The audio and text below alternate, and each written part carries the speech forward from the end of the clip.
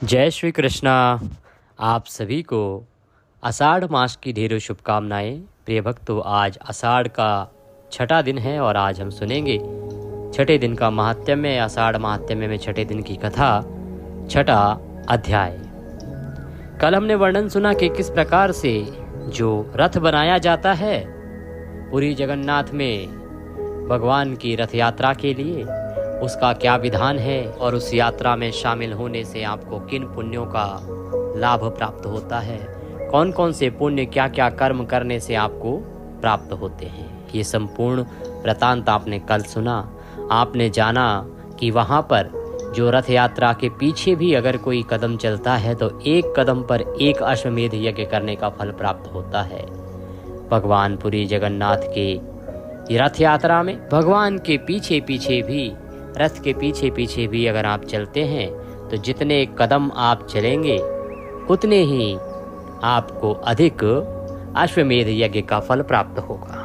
इस प्रकार से बहुत ही अद्भुत वृतांत हमने कल सुना। आज हम आगे की कथा सुनेंगे जिसमें रथ यात्रा का वर्णन होगा। रथ यात्रा के बाद का जो क्या प्रक्रिया होती है उसका वर्णन होगा, क्या पुण्य होता है उसका वर्णन होगा। अभी 2 दिन और पुरी जगन्नाथ रथ यात्रा और पुरी से संबंधित जो प्रसंग है वह चलेगा। उसके बाद आगे चातुर्मास से संबंधित जो नियम हैं वो आने वाले हैं, उनके बारे में भी वर्णन इसी महात्म्य में आएगा। तो बहुत ही महत्वपूर्ण चीज़ें हैं जो आने वाले दिनों में होने वाली हैं। और जो वृतांत हम आपको सुना रहे हैं ये स्कंद पुराण में वर्णित है। आप जानते हैं कि हम यहाँ पर जो भी कथाएं सुनाते हैं, महात्म्य सुनाते हैं, वो पुराणों से सुनाते हैं। हम यहाँ वहाँ से उठा के कहानियाँ नहीं सुनाते हैं। जो पुराणों में लिखे हुए हैं महात्म्य, वही आपको हम यहाँ इस हमारे चैनल के माध्यम से सुनाते हैं और आप उसका श्रवण करके भगवत कृपा प्राप्त करते हैं। तो आइए आज की कथा आरंभ करते हैं। आपसे निवेदन है कि भगवान की कथा का यह वीडियो है तो कृपया वीडियो को एक बार लाइक अवश्य कर दीजिएगा। भगवत कृपा प्राप्त करने के लिए कमेंट बॉक्स में अवश्य लिखिएगा जय नील माधव भगवान। आप देख रहे हैं देवभूमि ज्योतिष संस्थान का प्रतिष्ठित यूट्यूब चैनल देवभूमि धार्मिक। हम यहाँ पर सभी व्रत और त्योहारों की सही शास्त्रीय जानकारी प्रदान करते हैं। आपको बताते हैं कि कौन सा व्रत और त्योहार कब है और क्या मुहूर्त रहेगा, क्या समय रहेगा। साथ ही पुराणों में जो महिमा वर्णित होती है, जो नियम वर्णित होते हैं, विधि बताई गई होती हैं, वह आपको बताते हैं। तो सभी व्रत और त्योहारों की सही शास्त्रीय जानकारी प्राप्त करते रहने के लिए कृपया चैनल को सब्सक्राइब अवश्य कीजिएगा। और जब आप सब्सक्राइब करेंगे तो वहाँ पर एक बेल का निशान बना हुआ आएगा, घंटी का निशान बना हुआ आएगा, उसको दबाइएगा। उसके बाद ही आपको हमारे वीडियोस मिलने आरंभ होंगे, अन्यथा आपसे जानकारी छूट जाएगी। आइए प्रिय भक्तों, आरंभ करते हैं आज की कथा। ऋषिवर कहते हैं कि भगवान उस सरोवर के दक्षिण में विराजमान हैं जो अश्वमेध यज्ञ का भाग था तथा नृसिंह का भी भाग था। ऐसा प्रतीत होता है मानो भगवान पुनः अवतार ले रहे हैं। वे अपने दिव्य रूप में चमकते हैं। वे इतने तेजस्वी हैं कि सुर और असुर उन्हें देख नहीं सकते। उस समय विभिन्न प्रकार के प्रसादों से जगत के स्वामी की पूजा करनी चाहिए। उन्हें गीत और नृत्य से प्रसन्न करना चाहिए। भगवान को विभिन्न प्रकार के पुष्प, सुगंधित गंध तथा उबटन धूनी तथा सुगंधित तेल से दीप अर्पित करके प्रसन्न करना चाहिए। इस प्रकार भक्त को अनेक प्रकार के प्रसादों तथा सेवाओं के माध्यम से जगत के स्वामी को प्रसन्न करना चाहिए। जनार्दन 7 दिन तक बिंदु तीर्थ के तट पर रहेंगे। पूर्व काल में भगवान ने स्वयं राजा को यह वरदान दिया था, हे राजन, मैं हर वर्ष आपके तीर्थ के तट पर निवास करूंगा। जब तक मैं रहूंगा सभी तीर्थ भी वहां उपस्थित रहेंगे। समझिएगा इस बात को। भगवान नारायण ने प्रसन्न होकर राजा इंद्रद्युम्न को यह आशीर्वाद दिया था कि जिस तीर्थ के तट पर उसने तपस्या की है नारायण की और इतने सारे अश्वमेध यज्ञ किए हैं, वहां पर भगवान प्रतिवर्ष आके निवास करेंगे उस तट पर। और जब तक उस तट पर वो रहेंगे सभी के सभी तीर्थ जो हैं वो भी वहीं रहेंगे। इसीलिए भक्तों को चाहिए कि वे उस तीर्थ में विधि पूर्वक स्नान करें जो समस्त तीर्थों को पवित्र करता है। जो मनुष्य गुंडिका मंडप में विराजमान रहते हुए 7 दिनों तक राम और सुभद्रा के साथ मेरा दर्शन करेगा, वह मेरे साथ सायुज्य अर्थात लीन हो जाएगा। ऐसा भगवान नारायण ने वरदान दिया था राजा इंद्रद्युम्न को। इसीलिए ये जो समय होता है ना, गुंडिका मंडप के समय, जब गुंडिका मंडप में रहते हैं भगवान, ये 7 दिनों का समय होता है जब रथ यात्रा निकलती है और उसके बाद भगवान गुंडिका में पहुंचते हैं और वहां मंडप में 7 दिन तक निवास करते हैं। तो वो उत्तम समय होता है यात्रा निकलने से और वहां रहने तक। जो समय है वो बड़ा कल्याणकारी है। अगर आपको जाने का अवसर मिलता है कभी, तो इस समय को जाने ना दीजिएगा, इस अवसर को जाने ना दीजिएगा, अवश्य जाइएगा, क्योंकि उस समय जो पुण्य प्राप्त करेंगे आप, उसकी तुलना नहीं की जा सकती साहब। क्योंकि स्वयं नारायण विराजमान है वहां पर। बहुत ही गिने चुने ऐसे मंदिर हैं या तीर्थ स्थान हैं जहां पे भगवान आज भी विराजमान हैं। उन्हीं में से एक हैं पुरी जगन्नाथ। स्वयं नारायण के द्वारा कहा गया है। ये स्कंद पुराण का वर्णन मैं आपको सुना रहा हूँ जो आप सुन रहे हैं। बड़ा ही कल्याणकारी समय होता है ये, बड़ा ही कल्याणकारी अवसर है, बड़े सौभाग्य से मिलता है।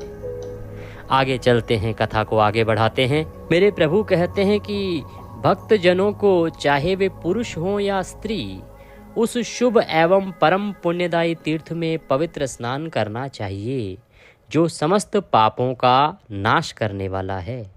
यह तीर्थ समस्त तीर्थों का फल देने वाला है तथा भगवान विष्णु अर्थात स्वयं मुझे प्रसन्न करने वाला है। परमात्मा कहते हैं कि इसलिए इस अवसर पर आके आपको इस तीर्थ में अवश्य ही स्नान करना चाहिए। अगर आप स्नान करेंगे तो क्योंकि उस समय पर सारे के सारे तीर्थ जो हैं वो वहाँ पर स्नान कर रहे होते हैं, तो आपको सभी तीर्थों में स्नान करने का फल एक ही साथ प्राप्त हो जाएगा और इससे भगवान विष्णु अत्यंत प्रसन्न होंगे। स्नान के बाद उसे पितरों और देवताओं को विधि पूर्वक तर्पण करना चाहिए। पितरों को जल देना चाहिए, देवताओं को जल देना चाहिए। फिर उसे तट पर स्थापित नरसिंह की पूजा करनी चाहिए। वहाँ पर ना नरसिंह भगवान का भी प्रतिमा है, नरसिंह भगवान भी वहाँ पर स्थापित किए गए हैं, तो उनकी पूजा भी आपको वहाँ पे करनी चाहिए और उन्हें प्रणाम करना चाहिए। शुद्धि और आचमन के अनुष्ठान पूर्ण करने के पश्चात उसे महावेदी पर जाना चाहिए तथा पहले की तरह पूजा करनी चाहिए अथवा बड़ी भक्ति के साथ प्रणाम करना चाहिए।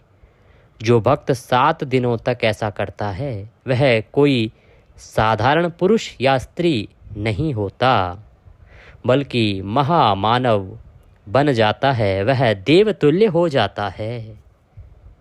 भगवान श्री कृष्ण की आज्ञा से वह भगवान विष्णु के साथ सायुज्य प्राप्त करता है। दिन में उसका दर्शन करना पुण्यदायी है, परंतु रात्रि में दर्शन करना उससे 10 गुना अधिक पुण्यदायी होता है।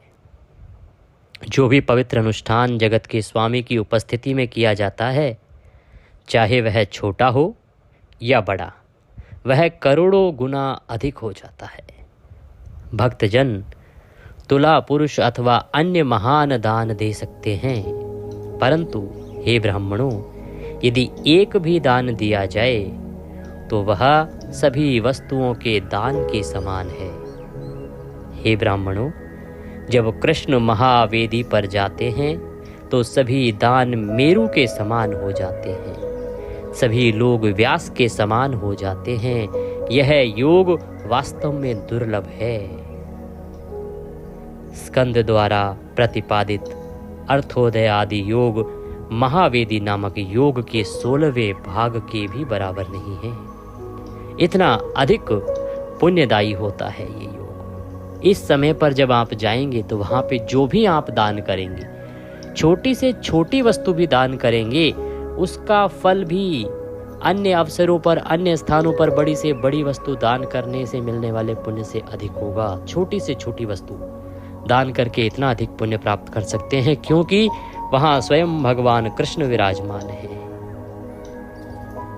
अब मैं पितरों के उत्तम श्राद्ध का वर्णन करूंगा। यदि मनुष्य जीवन भर गया श्राद्ध करते हैं तो भी उसे इसका लाभ नहीं मिलता। सभी पितरों, सभी पितामहों, चाहे वे स्वर्ग में हो, नरक में हो या पशु या मनुष्य रूप में पुनर्जन्म लेने वाले कुल के लगभग 100 प्रसिद्ध सदस्यों की इच्छा है कि उनके वंशजों को यह अनुष्ठान करना चाहिए। वह विधि मैं तुम्हें सुनाता हूँ। हे ऋषियों, उस श्रेष्ठ की बात सुनो। मघा नक्षत्र पितरों का विशेष प्रिय नक्षत्र है। यह अत्यंत सुखदायी और आनंददायी है। यदि इस नक्षत्र में पुत्रों द्वारा प्रसन्नता पूर्वक श्राद्ध किया जाए तो इससे पितरों को प्रसन्नता मिलती है। पंचमी तिथि भी उत्तम है। यदि उपलब्ध हो तो श्राद्ध में तो यह समृद्धि के लिए अनुकूल है। यदि ये दोनों एक साथ हों तो वह दिन अत्यंत पुण्यदायी होता है। यदि उस दिन पुत्रों द्वारा श्राद्ध कर्म किया जाए तो पितरों का उद्धार हो जाता है। यदि समस्त तीर्थों से युक्त तीर्थ में नीलकंठ और नरसिंह के बीच के परम पवित्र क्षेत्र में तथा अत्यंत दुर्लभ योग, कौन सा योग? विशिष्ट ज्योतिषीय समय जो हमने बताया, उसमें भगवान श्री कृष्ण की उपस्थिति में श्रद्धा पूर्वक श्राद्ध किया जाए तो वह अपने कुल के 100 पुरुषों को मोक्ष प्रदान करता है और ब्रह्मा के लोक में सम्मानित होता है। तो अगर कभी आपको अवसर मिले तो ये जो समय होता है 7 दिन का, ये एक विशेष योग बनाता है एक ज्योतिषीय गणना के अनुसार। इस समय में यदि आप अपने पितरों का वहां जाके तर्पण करेंगे तो आपके 100 पितृ जो हैं वो मोक्ष प्राप्त करेंगे और आप भी इस जीवन में सुख भोग कर अंत समय में ब्रह्मलोक में सम्मानित होंगे। इतना अधिक पुण्यदायी होता है इस समय में, इस अवसर पर इन 7 दिनों में अपने पितरों के निमित्त तर्पण कर्म करना। कुतुब का समय जो दोपहर का समय होता है, जब सूर्य सौम्य होता है, अत्यंत प्रशंसनीय है। मनुष्य को पितरों को ध्यान में रखते हुए सोने का सिक्का अर्पित करना चाहिए। यदि वह उसे देने में असमर्थ हैं तो उसे पवित्र रहना चाहिए और तिल के बीजों से तर्पण करना चाहिए। ऐसा करने से पितरों को उत्तम संतुष्टि मिलती है। या तो ब्राह्मणों को भोजन कराकर उन्हें भोजन का मूल्य दे दें, या फिर एक पुण्य आत्मा को भोजन कराकर उसे 1000 दे दें, अर्थात 1000 ब्राह्मणों के भोजन का मूल्य दे दें। इस विशेष योग में पुण्य अर्थात पात्रता और अपात्रता, ब्राह्मण का श्राद्ध में आमंत्रित होने की अयोग्यता के संबंध में कोई भेदभाव नहीं किया जाना चाहिए। हे ब्राह्मणों, उस अत्यंत दुर्लभ योग में सभी ब्राह्मण ऋषियों के समान हैं। आषाढ़ मास के शुक्ल पक्ष की पंचमी तिथि, मघा नक्षत्र तथा जगत के स्वामी भगवान का महावेदी से संपर्क, जब ये तीनों एक साथ तथा उत्तम इंद्रद्युम्न सरोवर में होते हैं, यह योग चतुष्प अर्थात 4 पैरों वाला कहलाता है। यह पितरों को चिरस्थायी लाभ प्रदान करने वाला है। श्राद्ध करने से पितरों के पवित्र संस्कारों के संबंध में कोई भी निराश नहीं होता। हे ब्राह्मणों, एक और बात सुनो। इस अवसर पर मैं तुम्हें वह बताता हूँ। नभस्य मास की अमावस्या या भाद्रपद अर्थात अगस्त से सितंबर में जो भाद्रपद का महीना होता है ना, उसमें, अथवा 4 युगादि अर्थात 4 युगों के आरंभ की वर्षगांठ के दिन भक्त को अश्वमेध यज्ञ से बने सरोवर अर्थात इंद्रद्युम्न सरोवर पर पितरों का श्राद्ध करना चाहिए।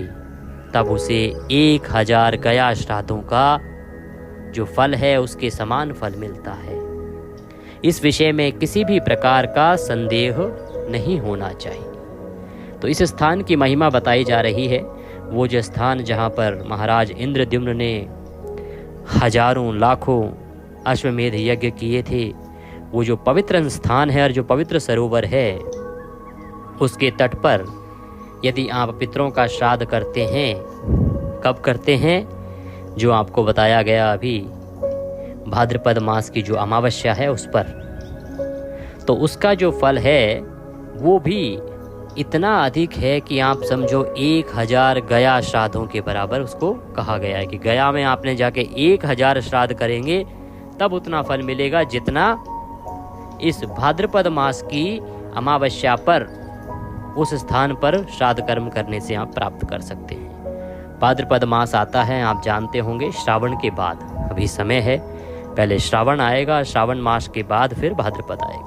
जब भगवान श्री कृष्ण मंडप में रहते हैं तो 7 दिनों में किया गया दान, होम और जप सभी पापों का नाश करने वाला होता है। अगला दिन पिछले दिन से श्रेष्ठ होता है। आषाढ़ के शुक्ल पक्ष की तृतीया सबसे उत्तम दिन है। उस दिन भक्त को प्रातः काल इंद्रद्युम्न सरोवर के तट पर नरसिंह के उत्तम तीर्थ में स्नान करना चाहिए। संकल्प के अनुष्ठान के पश्चात मनुष्य को वन जागरण नामक व्रत का पालन करना चाहिए। इससे भगवान की प्रसन्नता बढ़ती है। इससे सभी पापों का शमन होता है और सभी व्रतों का फल मिलता है। इन 7 दिनों में व्रती को प्रतिदिन 3 बार स्नान करना चाहिए। गाय की घी या तिल के तेल से बने दीपक जलाने चाहिए। मौन व्रत का पालन करना चाहिए। इन दीपकों को हरि के सामने रखना चाहिए और दिन रात जलाए रखना चाहिए। दिन में मौन रहना चाहिए और रात में जागरण करना चाहिए। इस व्रत को करते हुए दैनिक कार्यों के बीच में भगवान का मंत्र जप करना चाहिए। 7 दिन तक उपवास भी रखना चाहिए। 7 दिन बीत जाने पर 8वें दिन प्रातः काल उठकर पूजा अर्चना करनी चाहिए। उसी उत्तम तीर्थ में स्नान करके घर लौटकर सर्वतोभद्र के पूर्व चित्र में कलश स्थापित कर देना चाहिए। वहाँ ऋषिकेश का आवाहन करके हवि द्वारा पूजा करनी चाहिए। उसके पश्चिम में पवित्र भूमि पर ग्रह सूत्र में वर्णित विधि के अनुसार पवित्र अग्नि प्रज्वलित करनी चाहिए। उसे ब्राह्मणों से घिरे हुए अग्नि पूजा का अनुष्ठान करना चाहिए। उसे हवन की टहनियाँ, घी और चरु को अग्नि में 1000 बार होम के रूप में या उनमें से प्रत्येक को 100 बार अर्पित करना चाहिए। ऐसा निर्धारित है कि होम वैष्णव गायत्री के साथ किया जाना चाहिए। आचार्य को भोजन कराने के बाद उसे धन, गाय, वस्त्र और स्वर्ण आदि दान देना चाहिए। अंत में ब्रह्मांड के साक्षी की संतुष्टि के लिए ब्राह्मणों को भोजन भी अवश्य कराना चाहिए। हे ब्राह्मणों, इस महत्वपूर्ण व्रत को इन आदेशों के अनुसार करने से मनुष्य को जीवन के चारों पुरुषार्थ प्राप्त हो जाते हैं। मनुष्य जो भी चाहेगा वह उसे प्राप्त हो जाएगा। यदि सच्ची श्रद्धा रखने वाली स्त्री इस महापर्व को संपन्न करती है तो उसे भी इसका फल प्राप्त होता है। व्रत करने वाले व्यक्ति को रथ यात्रा उत्सव में भाग लेने वाले व्यक्ति के समान पुण्य प्राप्त होता है। हे श्रेष्ठ ब्राह्मणों, आपसे सब कुछ कह दिया गया है। इस प्रकार ऋषि जैमिनी इस पुरी जगन्नाथ के भव्य अनुष्ठान और आषाढ़ मास की तृतीया तिथि के महानता के विषय में बताते हैं। तो आप यदि इस तिथि पर व्रत करना चाहते हैं तो कमेंट बॉक्स में लिख के पूछ लीजिएगा। इसकी विधि का वीडियो हम आपकी आवश्यकता के अनुसार बनाएंगे।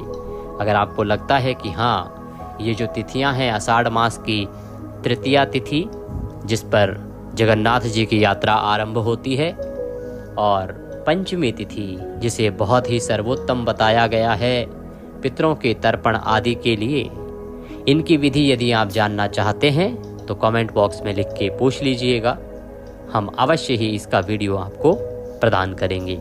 ये दोनों ही अद्भुत पुण्यदायिनी तिथियां हैं और हम पुनः ये कह सकते हैं कि आपने YouTube पर इस प्रकार का महात्म्य, इस प्रकार की कथा इससे पहले नहीं सुनी होगी, क्योंकि अभी तक जितना हमें हमारी जो टीम है उसने बताया है उसके अनुसार केवल जो चैनल हैं वो कुछ कथाएं हैं उनको एक साथ जोड़ के सुना देते हैं। किस महात्म्य की क्या महिमा है, किस महीने का क्या महात्म्य है, उससे उन कथाओं का कोई लेना देना भी नहीं होता है।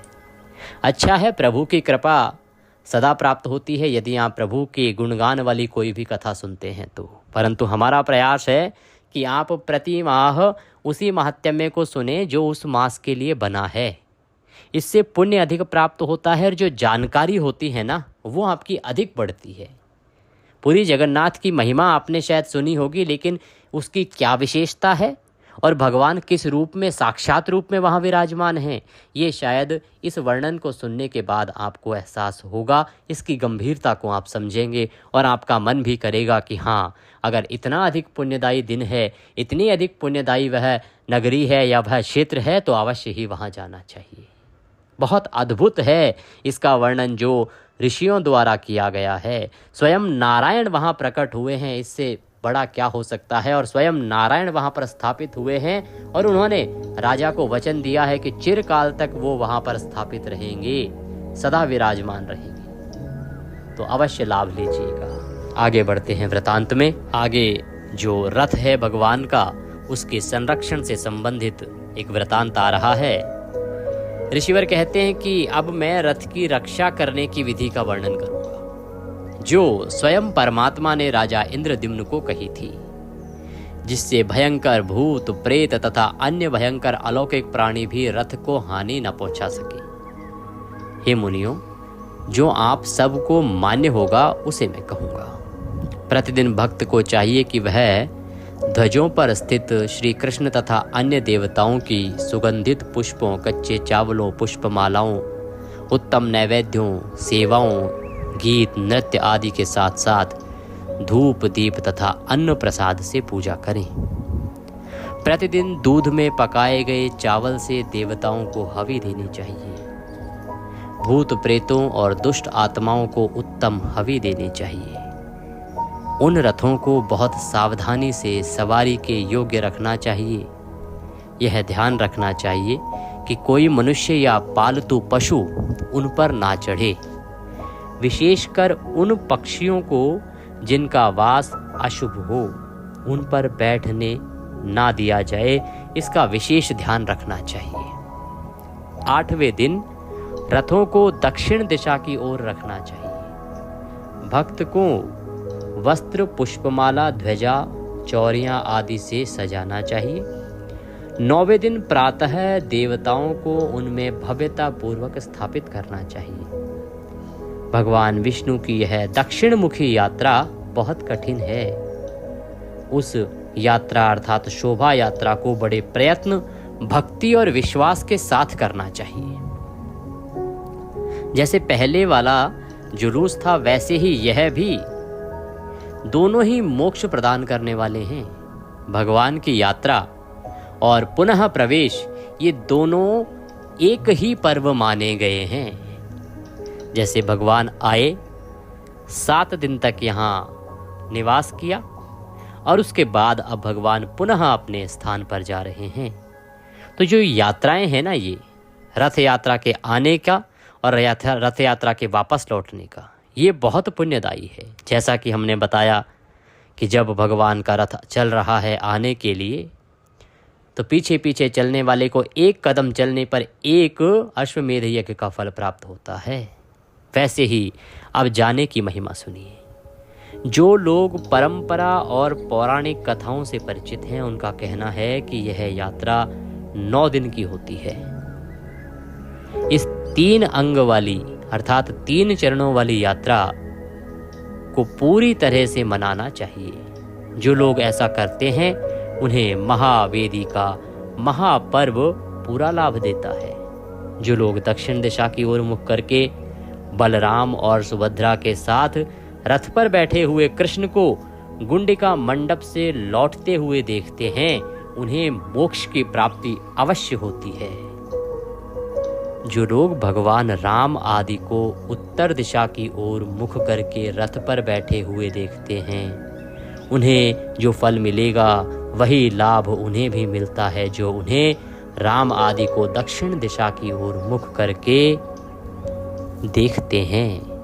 यदि कोई भगवान को पैदल या रथ पर दक्षिण दिशा की ओर जाते हुए देखता है तो उसका जन्म धन्य है, क्योंकि प्रत्येक कदम पर उसे अश्वमेध यज्ञ का पुण्य फल प्राप्त होता है।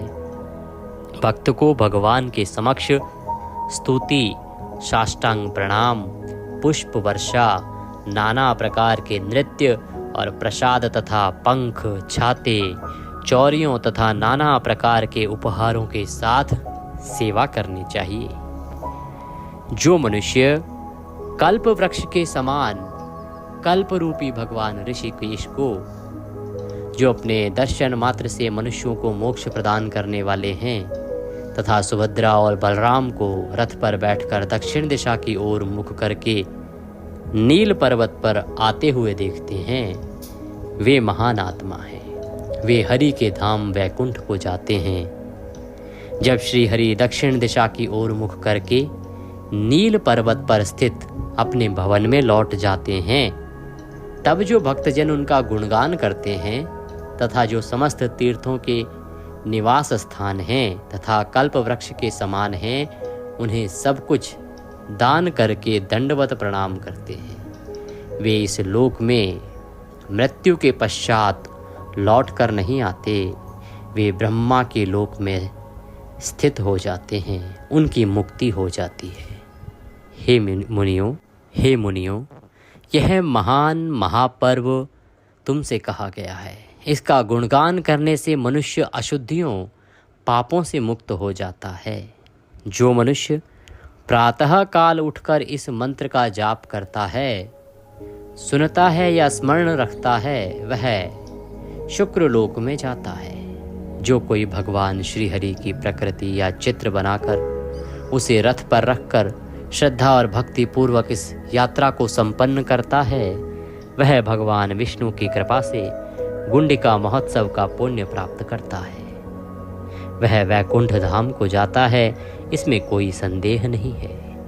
मनुष्य को अपनी संपत्ति, भक्ति और श्रद्धा के अनुसार इस यात्रा को करना चाहिए। इसे प्रायोजित करने या देखने से मनुष्य को दुख और चिंता से मुक्ति मिलती है। यह पवित्र और महान रहस्य ब्रह्मा ने प्रकट किया है। बोलिए श्री नीलमाधव भगवान की जय, बोलिए कृष्ण भगवान की जय, बोलिए बलभद्र जी महाराज की जय, बोलिए सुभद्रा माई की जय, बोलिए जय जगन्नाथ। इसी के साथ आज का यह वृतांत, आज की यह कथा यहाँ पूर्ण होती है।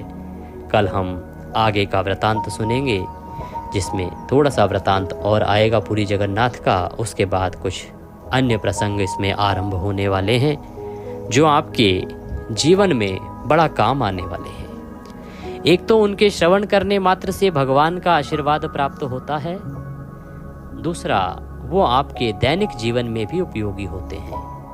आने वाले महीने में कब कब क्या क्या करना चाहिए, क्या क्या किस किस दिन का महत्व है, इसके बारे में वर्णन शीघ्र ही आगे के महात्म्य में, आगे के अध्यायों में आपको सुनने को मिलेगा।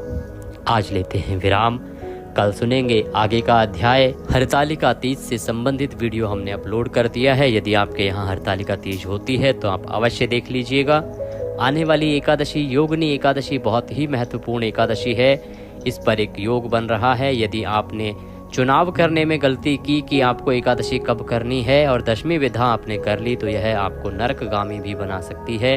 वीडियो हमने पहले ही अपलोड कर दिया है, नहीं देखा है तो उसे अवश्य देख लीजिएगा। और रक्षाबंधन तथा उस पर भद्रा है या नहीं है, क्या समय रहेगा, उससे संबंधित जानकारी भी हमने एक छोटे से वीडियो के माध्यम से आपके लिए अपलोड की है, तो उसे भी आप अवश्य देख लीजिएगा और जानकारी प्राप्त कर लीजिएगा। नारायण सब पर कृपा करें। चैनल पर नए हैं तो सब्सक्राइब करते जाइएगा। जय श्री कृष्ण।